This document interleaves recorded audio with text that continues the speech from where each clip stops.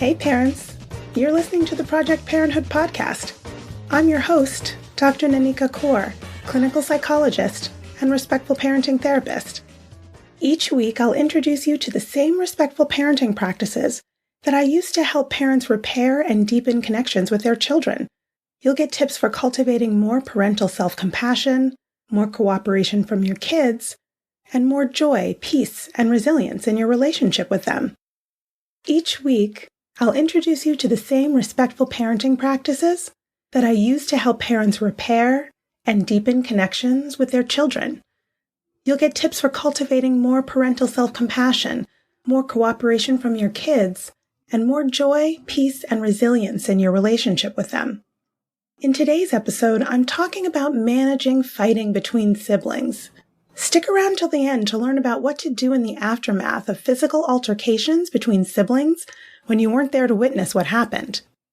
You knew that bringing home a second child would be hard, but you were completely unprepared for the level of conflict you're dealing with on a daily basis.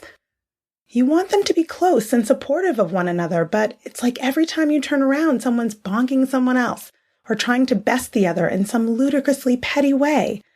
There's constant bickering and name-calling and hurt feelings and crying and whining and complaining. Except for those rare moments where they get along so well you wonder what's wrong with them, it's all attack and counterattack and repeat. It's a tale as old as time. And though it's true that siblings will definitely have conflict, it doesn't have to be damaging. In fact, with some help, that conflict can also help them learn to live together peacefully, despite their differences. Adele Faber and Elaine Maslish, authors of the book Siblings Without Rivalry, How to Help Your Children Live Together So You Can Live Too, suggest that a sibling relationship, when facilitated by parents who act as guides rather than referees, is one where even if they don't turn out to be best friends with each other in adulthood, they will at least have learned to be a friend and make a friend.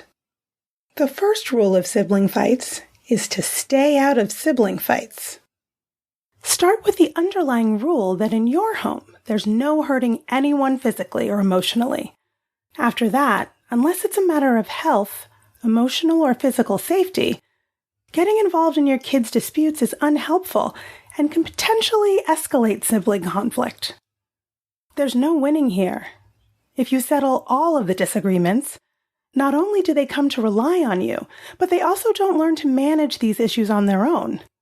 And when you side with one over another, one person must be the loser. And you run the risk of that sibling's resentment fueling even more bad blood between them. So that's the second rule. Don't take sides. Have faith that fairness can prevail. The third rule of sibling fights is to show confidence. Show that you believe they have the ability to manage the situation on their own. When your kids bring you a problem between them that they want you to solve for them, first acknowledge their anger at each other. Then, listen to each sibling's side and reflect back your understanding of the issue. Let them know you get how difficult the problem is and that you also have faith that they can figure this out by themselves. It could sound something like, "Wow, you're so angry at each other right now. So let me get this straight. Jamie wants the last bagel and Avery is saying that they called it this morning, so they should have it." Siblings, "Yeah, so who should get it?" You. "This is a really tough one, folks. You both want this bagel. I'm sure you can figure out a solution that's fair to both of you." Also you. Walking away. Of course, there will be times when they just absolutely cannot come to a decision. In those cases, make the decision for now, but let them know you don't like having to do that. And ultimately, you all need to sit down later and figure out a solution together. When to intervene in sibling fights. As much as possible, it's ideal to let siblings work out their problems themselves. At the same time, it's also important to be available when they really need help navigating a major breakdown in communication. Faber and Maslish offer a handy rubric for figuring out when to stay out of fights and when to step in. You'll always need to step in when any child is abusing another child verbally or physically, when sibling fights are disrupting your whole household, and when sibling conflicts are occurring repeatedly and collaborating on solutions just isn't working. So first there's level 1, which is common bickering. When that occurs, just ignore it. Remind yourself that they're practicing conflict resolution. And here's a pro tip. Invest in some earplugs if this really gets to you, this bickering. It really turns down the sensory impact of the developmentally normal loudness of children. Level 2 is heated escalation. At this level, they might need some parental help. So ask them, can you work this out yourselves or do you need some help? If they indicate that help is needed, assist them in framing the issue. Acknowledge each child's feelings, reflect back their perspectives as you understand it. Validate how difficult the issue is, and express confidence that they can find a fair solution. Walk away. Level 3, now you're at potentially dangerous conflict. If you're able to block them or stop someone from hitting, also say, "Whoa, you look really angry. I can't let you hit your sister. Instead of hitting, can you tell her how you feel or what you'd like from her?" Or ask them, "Is this a play fight or a real fight?" If it's a play fight, you might say something like, "Carry on." Remember, if someone says stop with their voice, their body, their words, or their face, or isn't having fun anymore, that means you have to stop right away.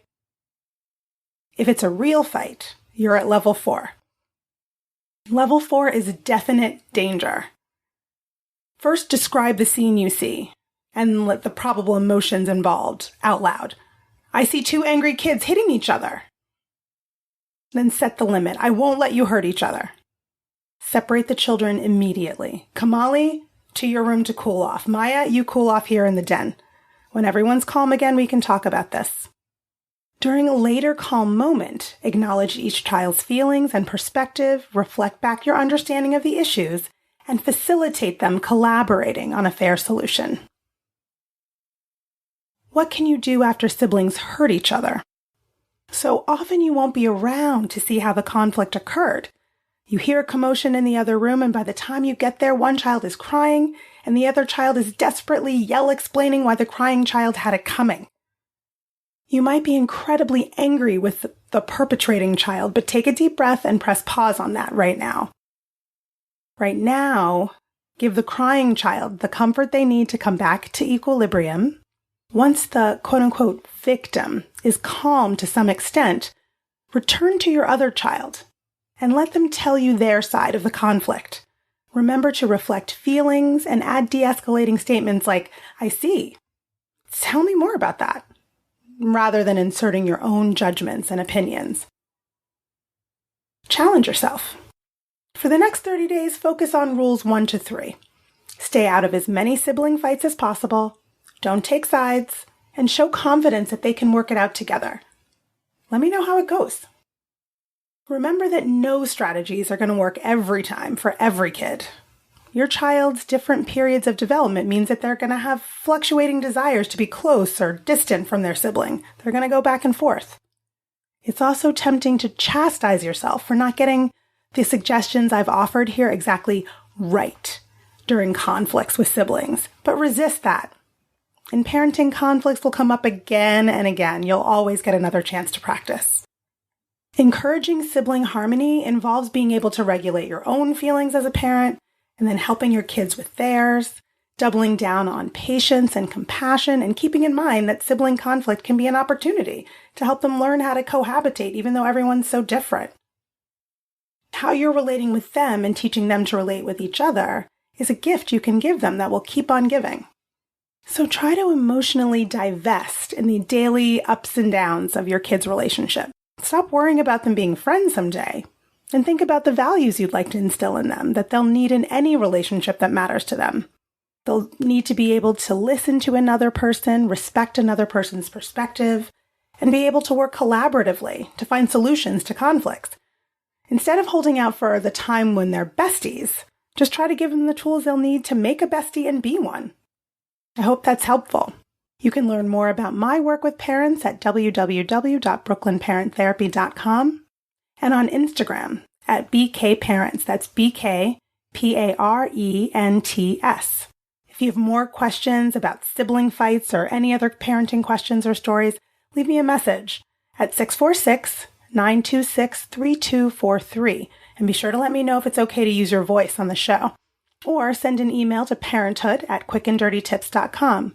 And don't forget to subscribe to Project Parenthood on Apple Podcasts, Spotify, or wherever you listen to podcasts. Catch you next week. Project Parenthood is a Quick and Dirty Tips podcast. It's audio engineered by Dan Feierabend, with script editing by Adam Cecil. Our podcasting and advertising operations specialist is Morgan Christensen. Our assistant manager is Emily Miller. Our marketing and publicity assistant is Davina Tomlin. And our intern is Brendan Pika. That's all for this episode. Catch you next week.